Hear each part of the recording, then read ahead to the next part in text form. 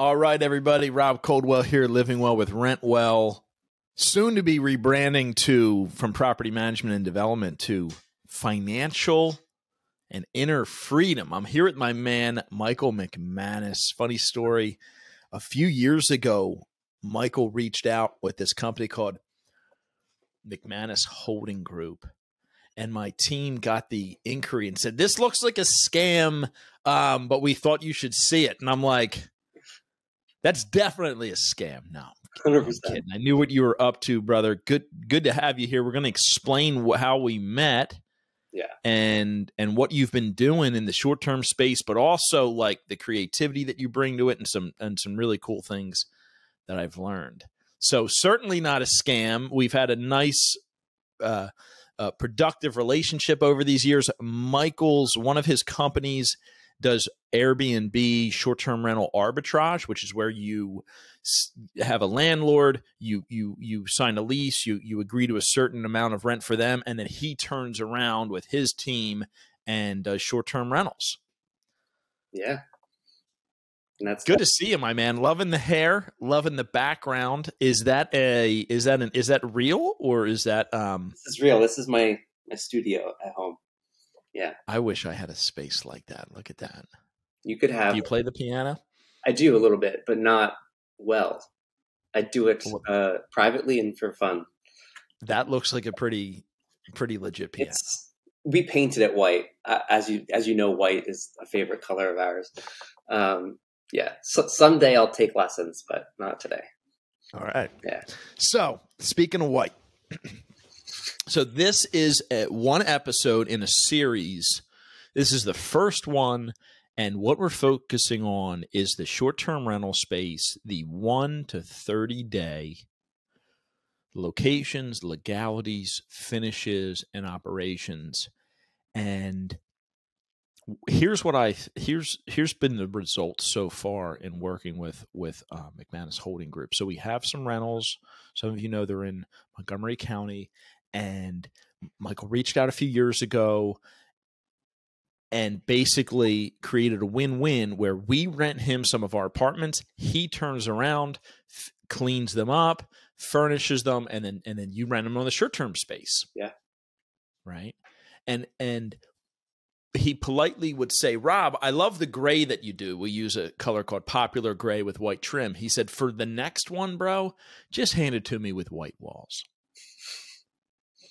I said, that's simple enough. We can do that. Save a little bit on paint and cutting in.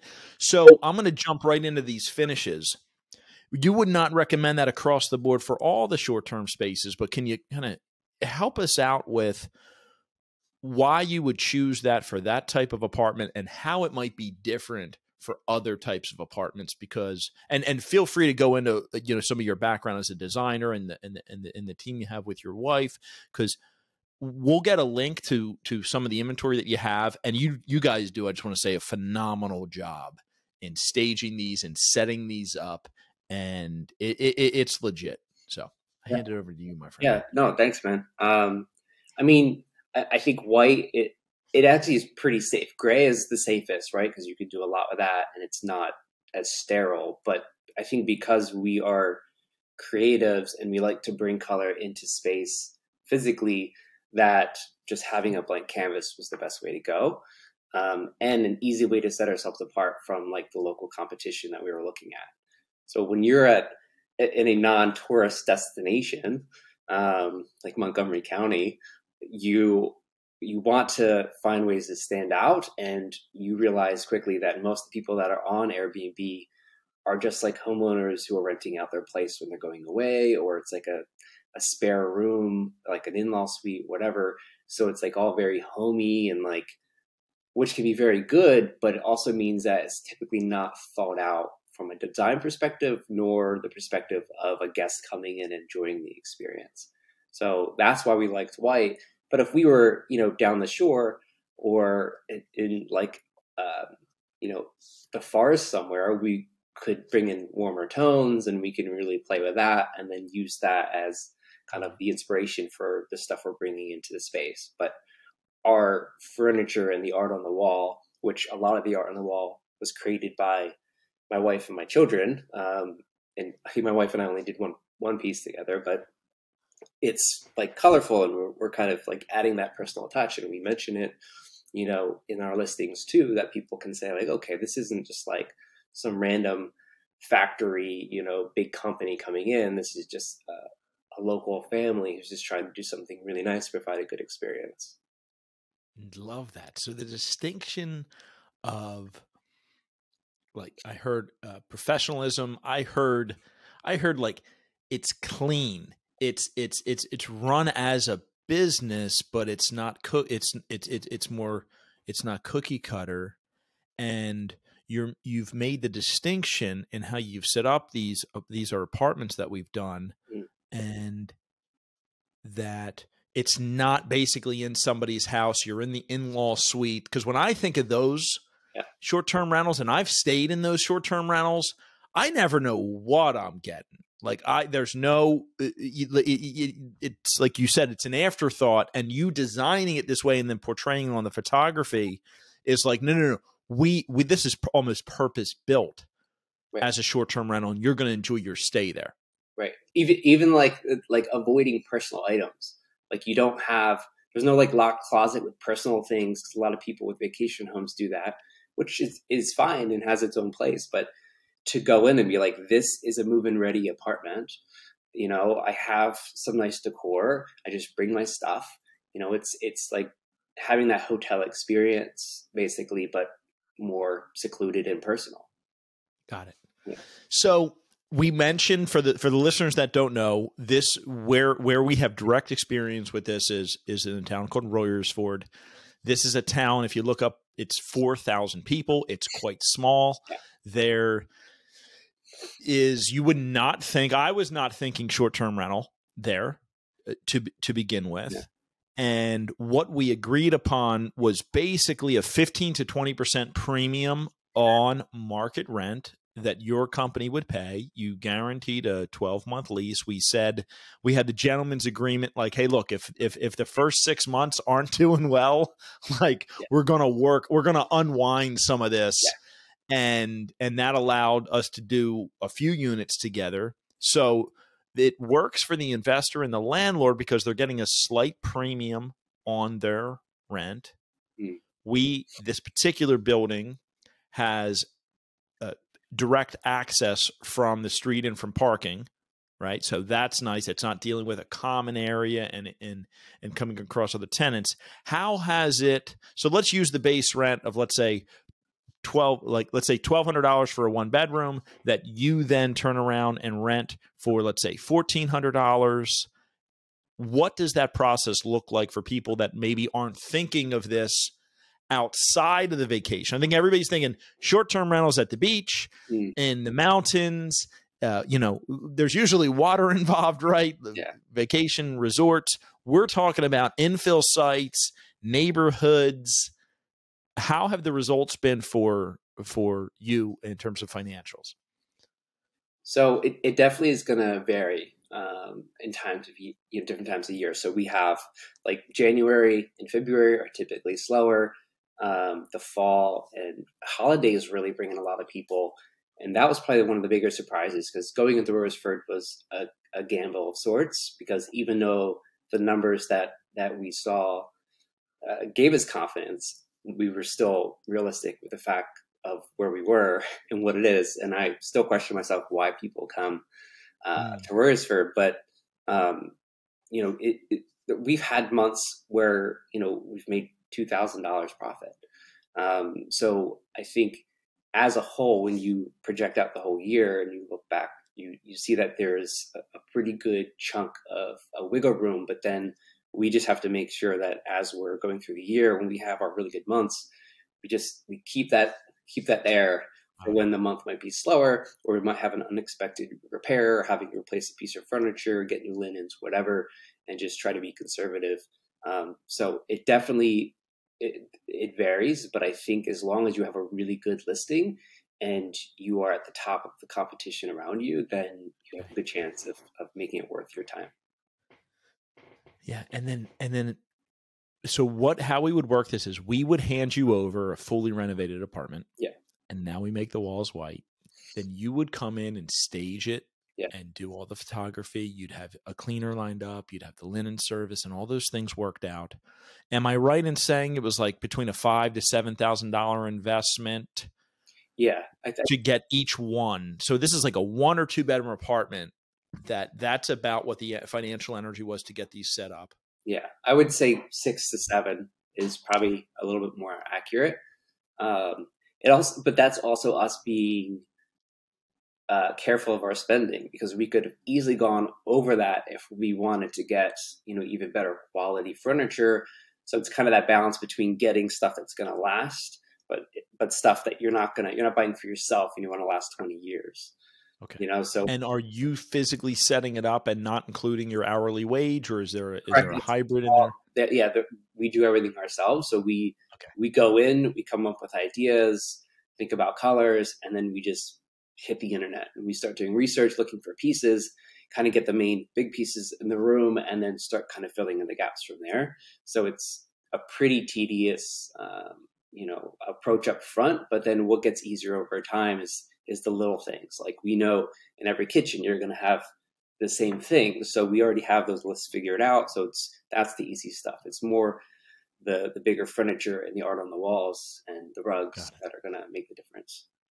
Yeah, I've had some friends over the years that have that Amazon shopping list that literally they press order when they're rolling out a new apartment, and then it's just a lot of forget what they're like, taskers like that come and assemble the furniture and set up all that. So so in terms of location, we're doing this in a smaller town, and it's working. I mean, you're not retiring on these, no, right? I mean, there's individuals that can be making $20,000 a month cash flow on some of these short-term rentals. So our experience has been more, this is a suburb play, and that's part of what this series is. It's saying there's a spectrum of residential rentals out there, right?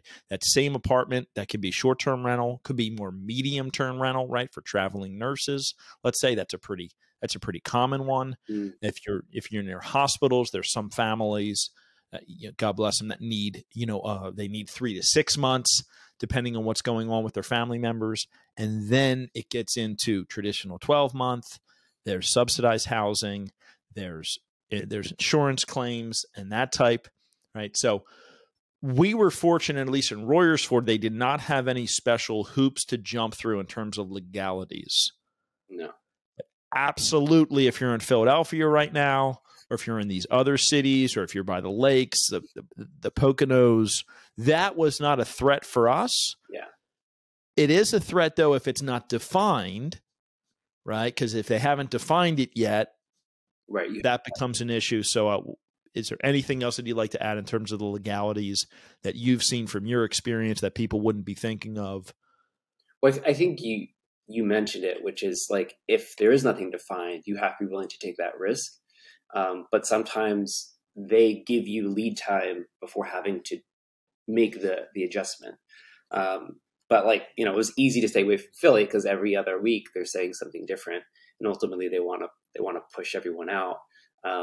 So for me, I just did the research ahead of time, saw that it was allowed, and then that was enough. Like, it was decided upon. So I don't have the bandwidth, or do I want to invest in, lawyers or anyone to try to help me kind of fight or navigate that. So that made it a lot easier, in addition to geographically being close to us, so that we could easily go and set up furniture and deal with an issue if our team couldn't, because we had a call, I think it was like the week before Christmas, and one of the smoke detectors was beeping.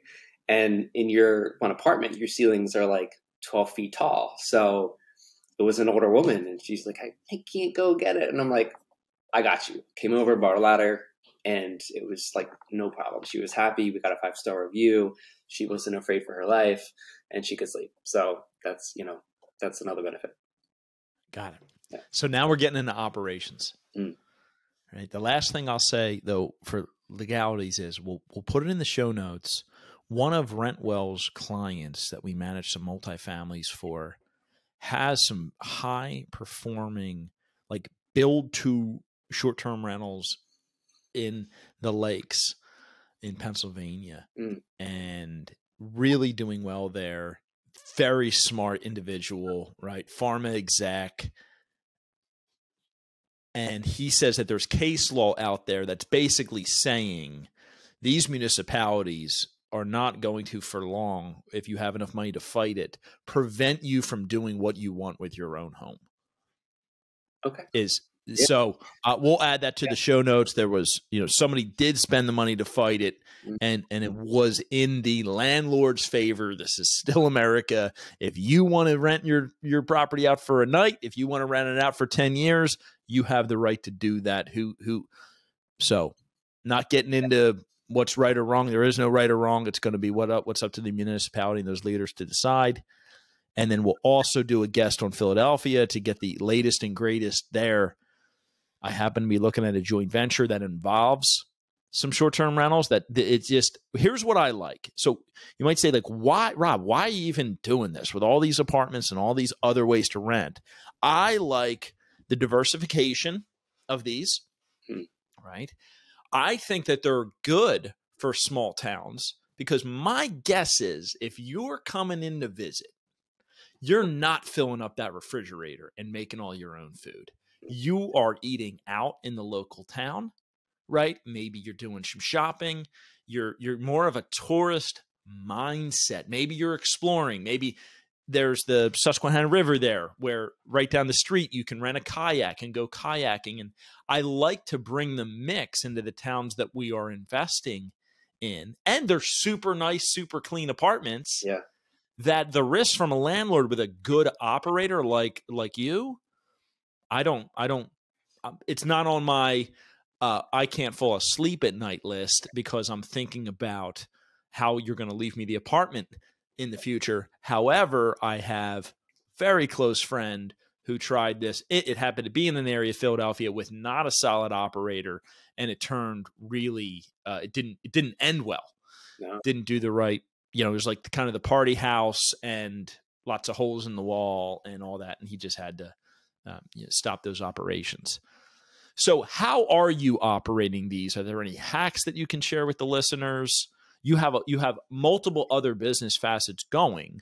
So usually when you want something done, you give it to the busy guy. How does your team, like, what sets you apart? What are some nuggets or pearls you can share with the listeners? The Airbnb business is simple, which is helpful, right? Once you set up all the automations through the app, and we also are listed on VRBO and Booking.com, and run everything through a different piece of software. So it all communicates with each other. So a lot of that is automated, and we just have to keep an eye out for, messages that come in that are weird questions or things that aren't already being shared. So we have a team who's there to respond basically 24 hours. But I still get messages. So if I want to respond quicker or I happen to have a second, I could do it. So it is a bit like we're not, I guess, like the best way to think of it is like we're a mom and pop operation, right? So it's not like, oh, that's not my job. It's let's chip in and work together to make this happen. So that's not necessarily, what you want to do if you're doing 20 of these, because then it becomes overwhelming. And then the logical next step is to start building out your team a little bit more. But we basically just have a couple people on standby to handle all those issues. And they also communicate with our cleaner. And then we have a backup cleaner, which is something that we learned is really necessary because you never know, what's going to happen. And our cleaner actually did end up going to the hospital, but couldn't communicate that to us, and we didn't know. And so we had to kind of scramble, and we were fortunate to be able to figure it out. But that was a great lesson. But yeah, just because we just have these two in Rosersford right now, it's very simple because they're also in the same building. We have a supply closet that works the same for both. So it's really simple. And our cleaner has also been taking care of replenishing our supplies and all that. So it doesn't require any extra effort from our side. Nice. And I think it was about 4 years ago where I first really saw the short-term rental space at scale. And I was really impressed with the automation. Like right now, somebody moves out of a rent well property. It is not automatically, boom, send this cleaner and do that. And it's like, okay, somebody moved out. Let's just go see if they actually did. Yes. Let's start there in a 12-month lease. Okay. And they've been there for 5 years. We're not sure. Did they move out? And now, if you're a good property manager, you were already in there every 3 months. That's what I recommend on 12-month rentals. Just go through there every 3 months. The number one thing people ask is, what are you doing? Like, there's the dog fighting ring in the basement. Well, there shouldn't be one for any more than 3 months because you got to be in there. Yeah. So the automation, I mean, it's capturing loud noises that could be saying that there's parties, certainly the door locks and any security, the instructions once in the apartment. So what I just want to say, like, it's cool to see how the folks basically hacking the short-term rental space. There's a lot that can be applied to the 12-month rental space. Oh yeah. That it's very innovative. So you market on the top 3, that gets into the software, and then when you have like a resident moving in, moving out, a guest, I guess you would call them, is that automatically talking to the cleaner? Yes. And yep. So as long as everything's going well and it's not a 12-foot ceiling with a little old lady that isn't going to get on a 6-foot ladder that wouldn't be there anyway. But it's still good to keep an eye on things because we have had software hiccups. Okay. Right. Where there was a disconnection with communication and we had a guest show up and the place wasn't cleaned in time because the message didn't go out. So, doing just looking at the calendar and checking in with your cleaner once a week and being like, hey, did you see these next 3 guests coming in? And we've been able to catch a couple of issues by doing that. But yeah, generally speaking, if the technology is working, then it's gives you a lot of peace of mind and allows you to be efficient. And there's nothing worse than showing up to an Airbnb that's dirty. Yeah, sure. That's been our so the we're going to share the link on what you've created because it's a lot of, I think also other people say, Rob, why aren't you just doing this with your own team? And my answer is like, you need the nuances, riches and niches. And the way you set these up and you take the photography and all that, I don't know whom else you could hire, right? Because we've talked about this before. You wouldn't do it if you weren't like having it for the long term. Right. And not everybody has this eye for these. And I think that, what you're basically sharing is even in a small market, I mean, you're talking about a town of 4,000 people. Now it's around much larger towns. Yeah. It can still work, but you better be the top. Yeah. You better be the most sought after. Yeah. It's really what it is. Yeah. Because there's not a lot of people coming through. Yeah. And so, I mean, one of the more flattering reasons people come out, or it's because they're from Philadelphia and they're like, I just need a little weekend getaway and your place was beautiful and clean. So I thought it'd be really nice and just hang out in a small town. We've had a writer come one time, spend a month to work on a book, but then a lot of people are coming through because of work, and around the holidays, people always come in because they want to be with their family, but they don't want to sleep with them, right? Like they don't want to stay at the house, which I was surprised about. I never really thought about that, but I like the idea now. We launched these during COVID. Yeah. Right. It was still lockdown. Yeah. Yep. Yeah. How important are the reviews? They're everything. Yeah. That's because people will read them. So even like we'll have times we'll get like a 4-star and they'll complain about something. And maybe it was because we had to have the cleaner come in last minute and do something because they didn't know. Like people are on you and they're happy to give that feedback, right? Like they're going to be honest because it's an interesting kind of ecosystem where all the guests, they want to make sure that other guests are taken care of, and they will call you out on everything. So it really helps in keeping you accountable too. And if you don't make those fixes and address the issues, then you're not going to last very long. Or you'll just be sitting at the bottom of the barrel and maybe getting a couple bookings, a year or whatever. If you get a 4-star, is there a methodology to reach out to see if they can rescore you? Yeah, so we can reach out and just have a conversation with them and try to make it right, and ask them, like, is there any way or anything else we could do to get you to change it to a 5-star? And it's worked. But then sometimes it doesn't, and that's okay too. But that's the lesson: is don't give them a reason to give you a 4-star. And when we first started, our prices were a little bit lower, and that came back to, it got us a lot of reviews quickly, but it bit us in the butt because the quality of the guests was a little lower too, because there were apparently some questionable things happening in our one place at one time. And, it definitely pushes it, it's worth being a little more expensive, because the people who want to do things that might not be good for your property or your neighbors, they're going to go for the cheaper, quick, simple in and out, and they don't really care about anything else. If anybody wants to know, just reach out. I'll let them know what may or may not have happened. I don't know. It's pretty funny looking back now. Yeah, kind of not. But we can't, not recording it. But yeah, because there is. So let's talk about some risks. We'll wrap this up in a couple minutes. So yeah, we had basically illegal activity going in on one, and you got it resolved, but it would and could affect negatively on the other residents there, on just the activity that's going in these. Right. Bringing people in. Yeah. And it's the cameras at the door, it's the electronics lots, is there a screening that you do?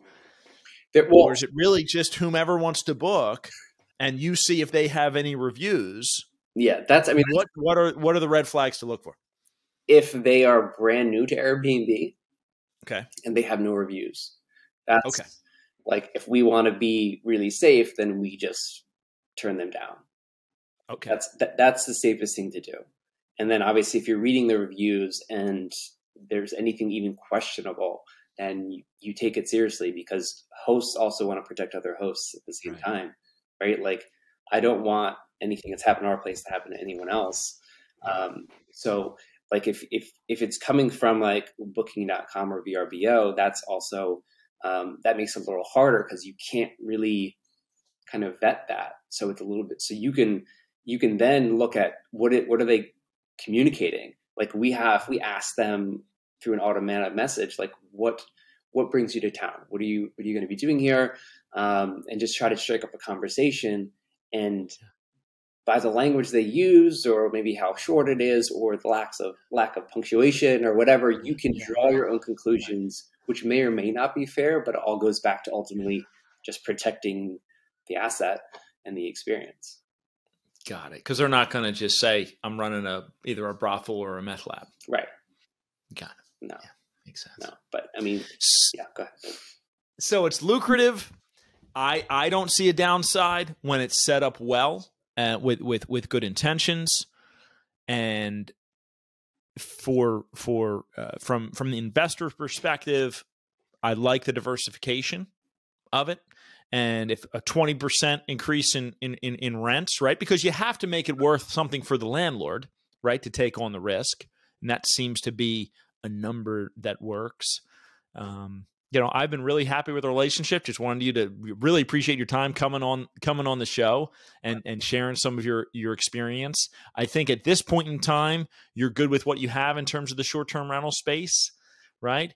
But we could put your contact information out there. You are. Do you want to spend just a minute on what other things that you're involved in with your photography business? Yeah, we do.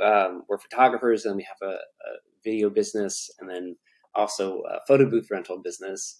So on the creative side of things, that's what we do. And then on the investing side, all of our other properties are long-term rentals and single-family homes. So that's where our main focus is in that regard. So a lot of balls in the air, but it's a lot of fun, and we have a great team, which makes it possible. Awesome. Yeah. Michael, always a pleasure to connect with you, my friend. Likewise. And thank you for your time. You're welcome, bud. Have a good one. Michael and I were just saying, as we recap the interview, we're back to it. Bonus section. Bonus. Give him the pearl, Michael. What dawned on you? The fact that short-term rental, when you're doing arbitrage, is a really good segue into real estate investing because the cost is a lot lower. So I had mentioned that putting $50,000 to buy a house outright and then go through and give it a try is a lot different than spending $10,000, let's say, to set up your own place, do the rental arbitrage. It's a 12-month commitment. I mean, someone like you who probably would have been okay with a 6 or 8 month commitment, there's a lot of different ways to go about it, but it definitely makes it a less scarier jump going this route than any other. I think that's a great point. Now, what it doesn't have that is important for the long game of real estate is really the balance sheet, right? With the depreciation and all that. But I think it's a wonderful like first step. And then somebody could really scale this out, which has been done around the country, some really serious operators. Right. Then what else I would add to that is now you and I know each other. Now we've done some deals together, right? We did one where we did a joint venture. I paid the $6,000. Yeah. Right. And then we had one good month and we had one not month. I said, ooh, for me, I'd rather have a slightly less return, but the consistent returns, right? That's what my investors and I are really looking for, that consistency. And you said, no problem. I'll buy back the furniture from you. I'll do it. We'll do it kind of the original way. And then you brought to me, what was that? Like a 10-unit building? Yeah. Down the street from you that hit the market, and you said, yo, can we joint venture on this? And we're doing a lot of joint ventures right now. And that deal, I said, you can't buy it for this price, right? Like it, and somebody else bought it for that price. Hopefully with more education, less people will be overpaying for the real estate, right? And now we know each other. And I think that's part of the fun of real estate, is to invest together, get to know other people, and one and one can make 3, 4, 5, and that just grows over time. And you've also been kind enough to do some freelance work, right, with that camera, and now we just it just starts rolling. So we're friends. That's one of the benefits, and it's also hard. When we tried getting into the local real estate scene back in the day, it is fairly difficult. Yeah, there's meetups you can go to and all that, but that at that level, it's kind of everyone just saying like, what can you do for me? And it's not as much about just kind of building relationships at face value and looking for joint ventures necessarily, because you're at a whole other level than a lot of people. So I was able to skip 5-10 years worth of time by finding someone like you who not just has integrity and is a good human being, but you're just operating at a completely different level than a lot of like mom and pops. So that's kind of the other benefit too, in reaching out to people like you, because even if you saw that email and you're like, maybe it's shady, we still would have connected and we still would have probably created some rapport, and and here we are in each other's lives still. I'm glad we hit record again. That was cool stuff. Yeah. Awesome. Till next time, everybody. Take care. Thank you for listening to Living Well with Rentwell. We hope you loved that episode. Please be sure to head over to our website at rentwell.com/vision. We're giving away our free program called Vision Through Purposeful Action. If you're a busy person, if you struggle with finding the time and priorities, or if you're experiencing procrastination and overwhelm, this free course will help you with that. We wish you a blessed day. Thank you for tuning in, and check in later.